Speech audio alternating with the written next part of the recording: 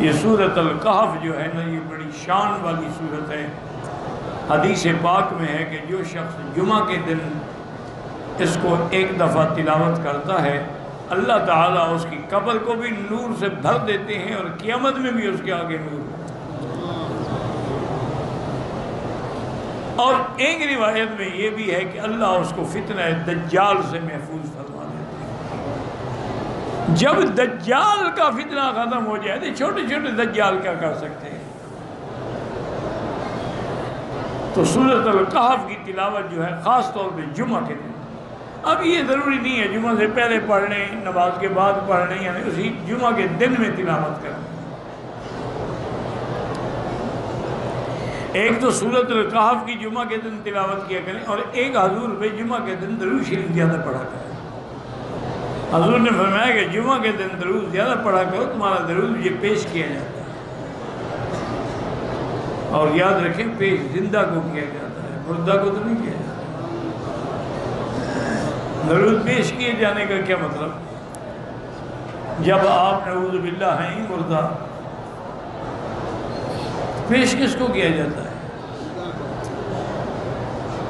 اس کا معنی یہ ہے کہ انبیاء زندہ ہوتے ہیں، انبیاء اپنی قبروں میں زندہ ہیں، انبیاء اپنی قبروں میں نمازیں بھی پڑھتے ہیں، انبیاء اپنے قبروں پہ اپنی امت کے آنے والے درود بھی سنتے ہیں۔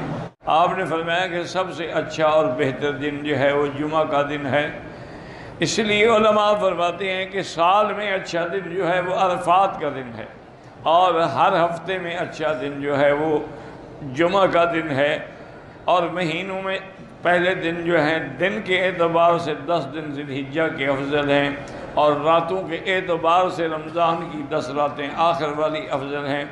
آپ نے فرمایا کہ جمعہ کی فضیلت یہ ہے کہ فیہ خلق آدم، اللہ نے آدم کو جمعہ میں پیدا کیا، وفیہ ادخل الجنہ، اللہ نے جمعہ میں ان کو جنت میں داخل کیا، وفیہ اہبط منہا، اور جمعہ کے دن ہی ان کو اتارا، وفیہ تقوم الساعہ، جمعہ کے دن ہی قیامت قائم ہوگی، وفیہ ساعۃ لا یوافق عبد المؤمن یصلی، اگر اس کے اندر ایک ایسی گھڑی ہے، اگر وہ گھڑی کسی بندے مومن کو آ گئی دعا مانگتے ہوئے، وقبض اصابعہ یقللھا وسعد اللہ خیرا الا اعطاہ ایاہ، یعنی تھوڑا سا مانگے گا تو وہی چیز اللہ اس کو عطا فرما دیں گے، کیونکہ اس کی وجہ یہ ہے کہ اللہ کی رحمت جو ہے نا، یاد رکھیں بڑی وسیع ہے۔ اس لیے بزرگوں نے لکھا ہے کہ اگر تم گناہ نہیں چھوڑ سکتے ہو تو کم از کم توبہ بھی نہ چھوڑو۔ پہلی بات تو یہ ہے کہ گناہ چھوڑ دو، اگر گناہ نہیں چھوڑ سکتے توبہ تو نہ چھوڑو، توبہ کرتے رہو، اسی کی برکت سے گناہ چھوٹیں گے۔ اور ایک اللہ کے ولی کے پاس ایک بندہ گیا، اس نے کہا کہ حضرت میرے اتنے گناہ ہیں کہ دنیا میں جتنے بھی گناہوں کے کام ہیں نا وہ انہیں سب کر دیے، کوئی ایسا گناہ نہیں جو میں نے نہ کیا ہو۔ اب میں توبہ تو کرتا ہوں لیکن تسلی نہیں ہوتی کہ کیا میرے اتنے گناہوں کو اللہ معاف کر دیں گے۔ تو حضرت نے فرمایا کہ میرا بھائی دیکھو، وہ کراچی کا آدمی تھا، فرمایا کراچی کے ساتھ سمندر ہے؟ انہوں نے کہا جی ہاں۔ انہوں نے کہا کراچی کی ساری گندگی اور گندے نالے اور گندا پانی اور سارا اس سمندر میں گرتا ہے، اس کی ایک موج آتی ہے تو سب کو بہا کے لے جاتی ہے، وہ پاک ہو جاتا ہے۔ تو تمہارے گناہ کتنے ہو جائیں، اللہ کی رحمت کی ایک موج آئے گی تو سب کے سب معاف ہو جائیں۔ بات یہ ہے کہ اسی لیے حضرت تھانوی اپنے متعلقین کو فرماتے تھے کہ چلتے پھرتے یہ نعرہ لگایا کرو کہ یا حلیم یا کریم یا واسع المغفرہ، تو اللہ تو واسع المغفرہ ہے، اور اگر اللہ تبارک و تعالی سارے بندوں کے گناہ معاف کر دیں تو اس کی رحمت میں کیا کمی آئے گی؟ تو اس لیے ہمیشہ کوشش کیا کریں۔ اور جمعہ کے دن میں ایک ایسی گھڑی ہے، اب وہ کب ہے اللہ نے چھپا لی۔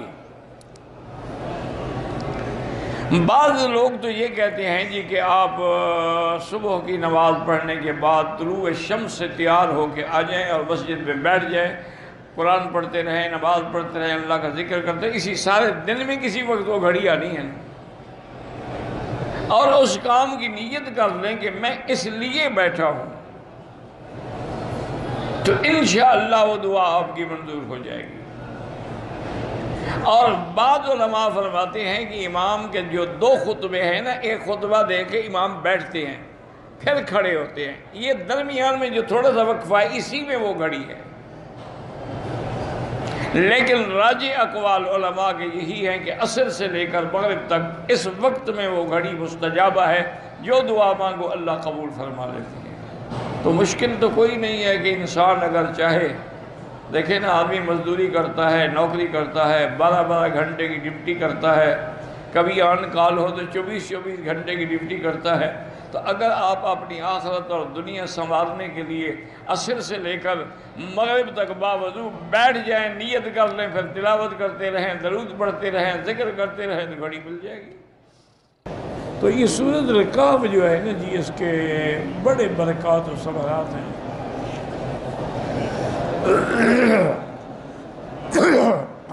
ہمیں اپنے استادوں نے سنایا تھا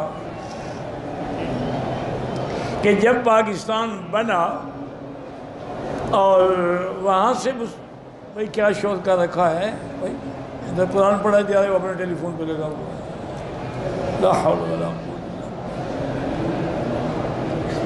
لا حول ولا قوت۔ قرآن پڑھا جائے، خاموش رہیں اور سنیں۔ بہرحال وہ یہ کہتے ہیں کہ جب ہندو چلے گئے اور مسلمان ادھر آئے، تو اس دور میں چونکہ ہندو نے بھی بڑے مسلمانوں کو قتل کیا تھا، تو مسلمان بھی جوش میں تھے اور وہ بھی ہندوؤں کو قتل کر رہے تھے۔ ہمارا جو گاؤں تھا ٹھلمزا، اس میں بھی بہت ہندو تھے، میں نے تو نہیں دیکھے نا، مجھے یاد ہے، پیدا تو میں ہو چکا تھا لیکن شاید اس وقت میری اتنی عمر نہ ہو، مجھے یاد کوئی نہیں ہے۔ تو کچھ ڈاکو تھے، انہوں نے اپنا ایک بہت بڑا گروہ بنا لیا تھا اور وہ ڈاکے مارتے تھے اور ہندوؤں کو لوٹتے تھے۔ والد صاحب نے اعلان فرما دیا کہ تمام ہندو جو ہیں یہ ہمارے ہمسائے ہیں، ہندو ہیں تو کیا ہو گیا، کافر ہیں لیکن ہمسائے ہیں، الجار الجار، ہمسایہ ہمسایہ ہوتا ہے۔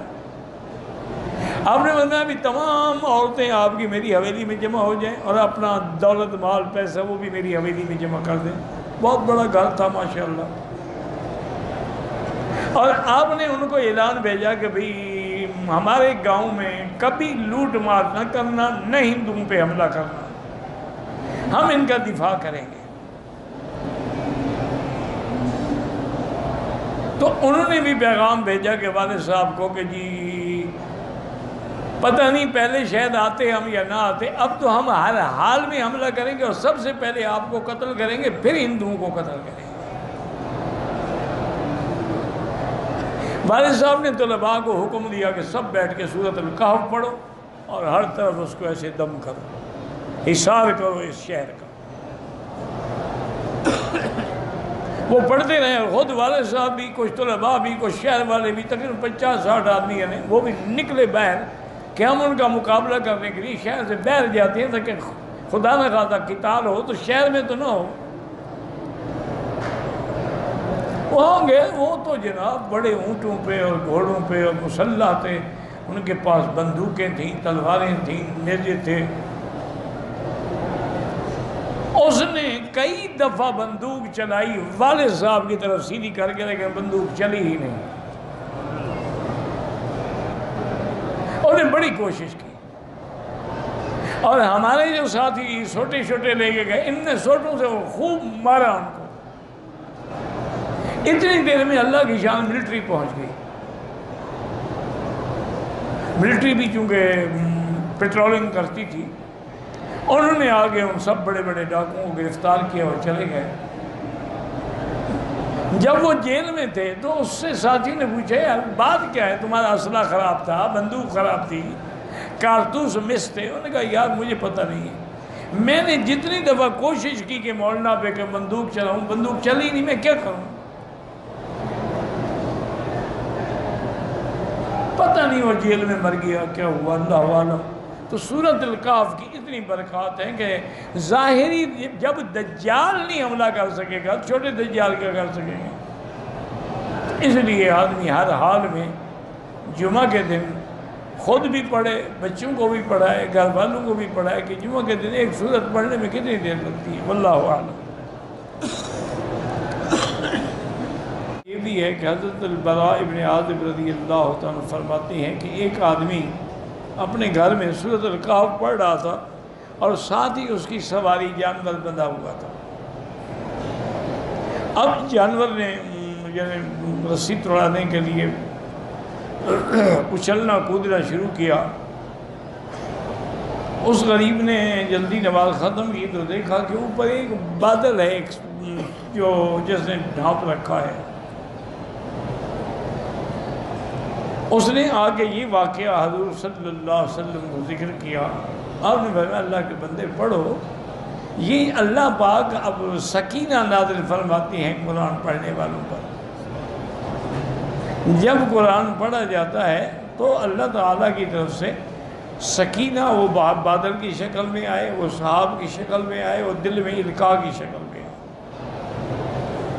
یہ حدیث صحیحین میں ہے، اسے مبارک میں آتا ہے حضور پاک نے فرمایا جو سورۃ الکہف کی پہلی 10 آیتیں یاد کر لیتا ہے، یعنی پڑھتا ہے، صرف یہ نہیں یاد کر کے بھول جائے، تو اس کو اللہ تبارک و تعالیٰ دجال کے فتنے سے بھی محفوظ فرمائے گا۔ اور ایک حدیث مبارک میں یہ بھی آیا ہے کہ جو 3 آیتیں صرف سورۃ الکہف کے اول والی یاد کر لے اور پڑھا کرے تو اللہ دجال کے فتنے سے محفوظ فرمائے گا۔ حضرت ابن عمر فرماتی ہیں جو آدمی سورۃ الکہف جمعہ کے دن تلاوت کرے اس کے لیے اس کے پاؤں سے لے کر آسمانوں تک اس کے لیے نور ہوگا، قیامت کے دن روشن ہوگا، اور ایک جمعے سے اگلے جمعے تک اللہ اس کے گناہوں کو معاف فرما دیں گے۔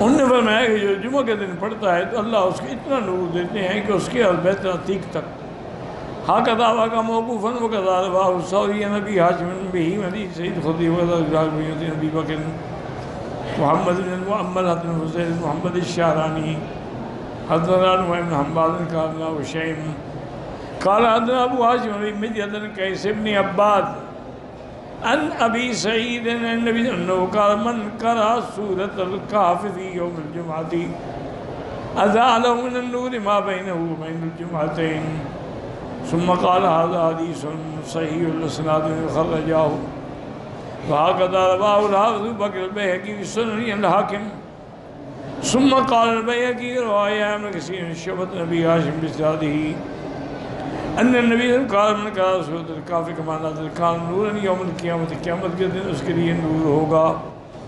اور فی المختار الحافظ ضیاء المقدسی عبد المصعب بن زید بن خالد الجہنی ان علی بن الحسین ابی علی مرفوعا من قرأ سورۃ الکہف یوم الجمعہ معصوما ثمانیۃ ایام من کل فتنۃ، جو سورۃ الجمعہ پڑھتا ہے 8 دن کے لیے اللہ ہر فتنے سے اس کو محفوظ فرما دیتے ہیں۔ وَإِنْ خَرَجَ الدَّجَّالُ سِبَ مِنْهُ، اگر دجال بھی ہوگا تو اس کے فتنے سے بھی محفوظ رہے گا۔